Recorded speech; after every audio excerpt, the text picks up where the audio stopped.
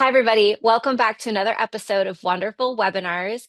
This month, we are on part two of the conversation with Sue, a recent participant in our safaris. Today, Sue is going to be chatting with Chris, another partner of Wonderful Tanzania, and Chris is going to be asking her some more high-level questions, really diving into Sue's experience and what she took out of it. So from there, I'll just let them take it away. Some of the things I wanted to tap from you, since you've had this great experience, I know that you like to travel, but for people who, even people who like to travel or who maybe had a safari on their bucket list, I think some people, they get stuck on the fence. Maybe it's not the cost, or maybe necessarily the timing. It's like, I think because of what you hear in the media and because of everything that's unknown and it's so far away. I mean, can you talk maybe a little bit about what it is that would make you go, and so that your worst case scenarios of, oh, what if I get sick, or what if something happens at home and I can't get home, or what if, all the what ifs that you run through, because oh, I would love to go on safari, but what if something horrible happens? Can you maybe speak to that, since you've done this kind of thing? Well, for me, my mindset is a lot of those types of things can happen when you're home. And if you prepare yourself properly with good travel insurance, and you read everything, prepare yourself and read everything, and get into a mindset of everything's going to work out. It may take longer. It's most likely going to be way different than what you're used to dealing with. But if you stay calm and just keep asking for help, you can find your way if something bad happens, if something unexpected happens. There's always a way for things to work out. And what you're investing in is the experience.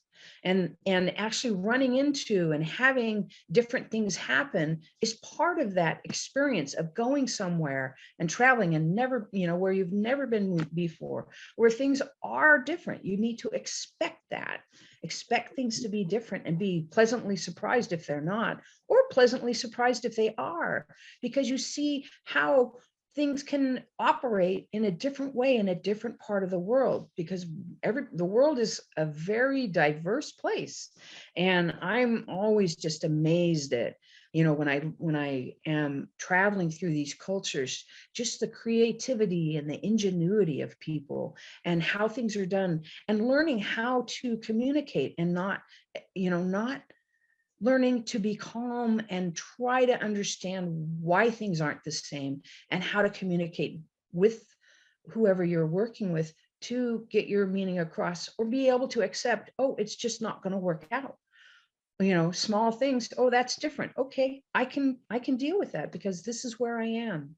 And you just, embrace where you are and how things are, and not expect it to be like home, but expect it to be a really unique experience. That's what I look for in travel. So when you got onto the tour, can you give me a couple of pleasant surprises? Because people have ideas of what a safari is going to be, but maybe there was something that you experienced that, oh, well, I didn't expect that, but that was great. Well, it was, yeah. My wife's over here. She just says flush toilets. She was amazed that we had flush toilets. I wasn't expecting flush toilets. I was expecting squatty potties, which are the ceramic things that are in the floor that you just stand over with a hole. And so she was really thrilled about that. I was, when we were the tent camps, we always tell ourselves or create stories in our mind of how things are going to be, and then they are how they are. So in the camp, I was expecting a very much more rustic safari camp, and the tents were amazing and so safe, and you could zip them totally down, and you were safe inside there. They had a shower, which was amazing to me. I expected to be able, have to go somewhere else to take my shower, and they had a bathroom, which was amazing. And I expected to have to go somewhere else to go to the bathroom. So it was just amazing. We had running water in our tent, which was amazing. So, as far as accommodations, that was amazing.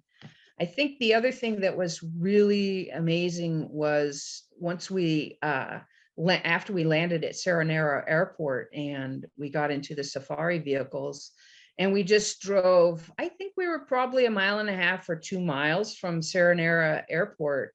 There were a bunch of hippos in the hippo pond. It was like, boom, there's hippos. It was like all of a sudden you were transported into the middle of this active, living, breathing park that had animals everywhere. And for me, that was just so phenomenally fascinating. How soon we saw animals, how soon we saw a leopard, how soon we saw lions. It was just, I was blown away. I was really blown away.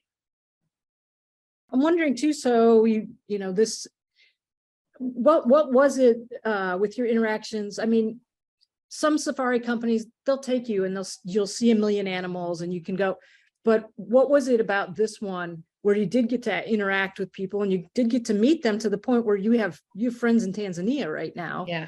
Can you talk maybe a little bit about how, because it's a boutique, safari company, because Susie already has established contacts, how maybe it was easy for you to just liaison, to meet these people, and to the point where you're going back already and you have pals. So we arrived early, and so we were there for a little while, and then the rest of the people on the safari arrived in the evening. And that evening, Good Luck and Skawa also came, and they're kids of Susie's. And so we got to eat dinner. We ate dinner with, everybody ate dinner together. And luckily they were at the end of our table.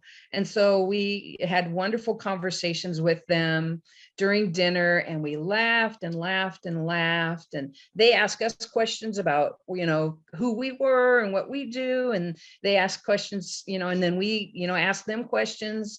And after the safari was over, Good Luck sent a text through Susie to say hi to us.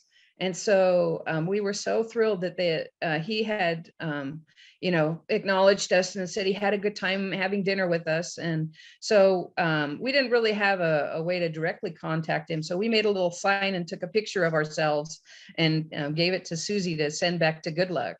And from there, we've been chatting. We chat on WhatsApp every day or two and find out how he's doing, what's going on, let him know what we're doing and what's going on. And from there, we've developed this wonderful friendship. So yeah, that's just amazing.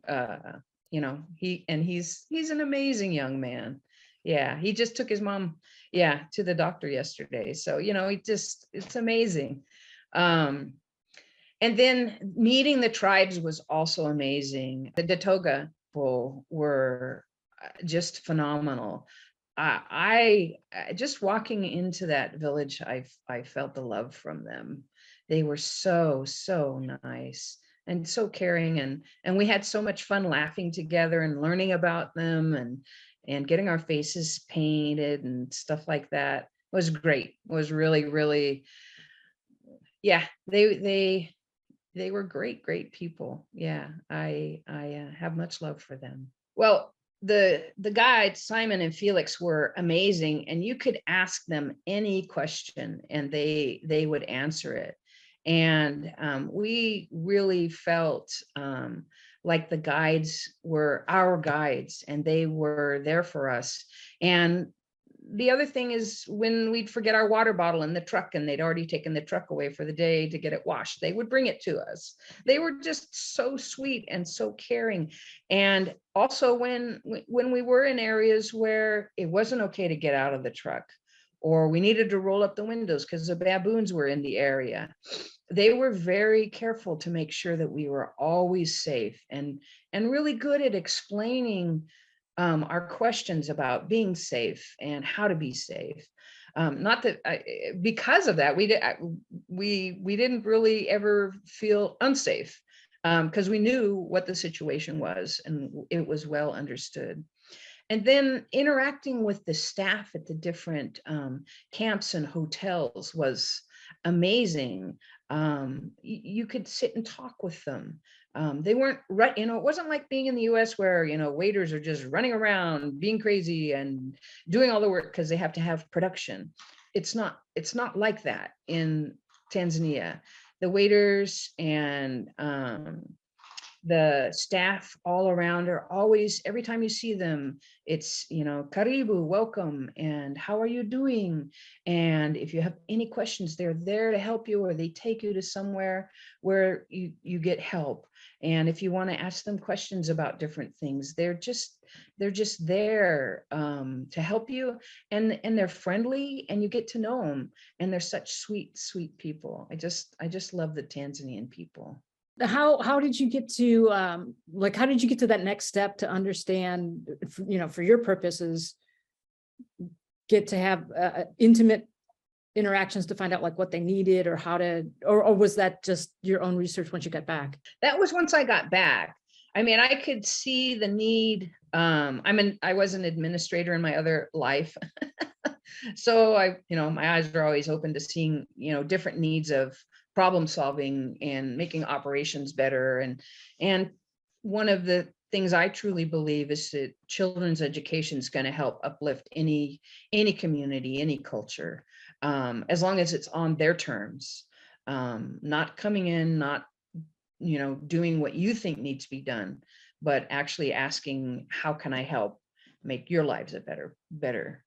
And so I could see the need for the schools, and I started doing some research, and that's how I found the different volunteer groups on Volunteer World's a great site, and the groups are the NGOs are vetted by Volunteer World. So I think it's a good opportunity for people if they're interested in volunteering somewhere in the world.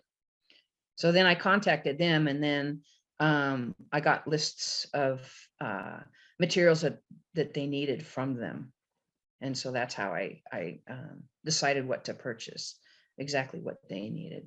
And if this all works out, which I'm hoping it really does next year, they really need tablets. So next year, my fundraising is going to be focused on tablets, and I'm going to start earlier. I didn't start early enough, so I didn't have enough time to get enough money to buy all the tablets that they need. So next year, I'm definitely going to try to buy tablets and microscopes and things like that they need. This isn't like some, for lack of a better phrase, it isn't some Disney-fied thing where, no. Oh, hey, by the way, you're going to see, you know, lions and tigers and bears, and then you're also going to see, you know, people. It's not like it's another exhibit to go to. This is a genuine thing that you've done over the years. You're on the ground, and you've real. Cultivated relationships. This isn't just about looking at something. You know these people, right? Yeah. I have this strong desire to go back and visit that Datoga tribe, and I don't know how I'm going to make it happen, and it may not happen this trip, but I really connected with them. So we'll see what happens. Thanks so much for tuning in, guys, and we'll see you next time.